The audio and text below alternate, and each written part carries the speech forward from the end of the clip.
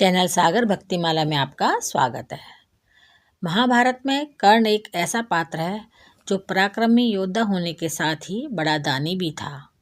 इस वजह से कर्ण को दानवीर कर्ण के नाम से जाना जाता है। उसके बारे में कहा जाता है कि उसके दरवाजे पर जो भी जाता था वह खाली हाथ नहीं लौटता था। कुरुक्षेत्र के युद्ध में जब अर्जुन के हाथों कर्ण मारा जाता है तो मरते हुए भी कर्ण ने भगवान श्री कृष्ण को दान दिया। उसकी दानवीरता से प्रसन्न होकर भगवान श्री कृष्ण ने उसे 3 वरदान भी दिए। आइए जानते हैं आगे की कहानी। कुरुक्षेत्र के मैदान में अर्जुन के दिव्यास्त्र से घायल होकर कर्ण अपनी मृत्यु की प्रतीक्षा कर रहा था।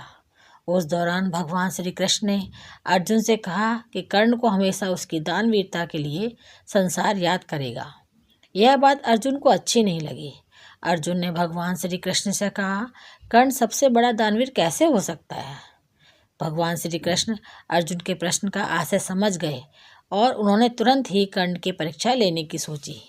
भगवान श्री कृष्ण ने एक ब्राह्मण का रूप धारण किया और मृत्युशैया पर पड़े कर्ण के पास पहुंच गए और उन्होंने कर्ण को प्रणाम किया। इस पर कर्ण ने भी जवाब दिया और ब्राह्मण देव से आने का कारण पूछा। इस पर भगवान श्री कृष्ण ने कर्ण से कहा कि वे आपसे कुछ दान लेने के उद्देश्य से आए हैं, लेकिन आपकी स्थिति देखकर ऐसा करना उचित नहीं लगता है। आप ऐसी हालत में क्या ही दान कर सकेंगे?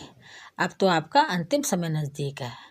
भगवान श्री कृष्ण की बातों को सुनकर कर्ण ने अपने पास पड़े एक बड़े पत्थर को उठाया और उसने पत्थर से अपने सोने के दांत तोड़े और मरते मरते सोने के दांत ब्राह्मण देव को दान कर दिया।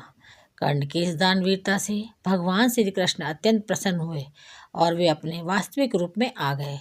भगवान श्री कृष्ण को देखकर कर्ण खुश हुआ।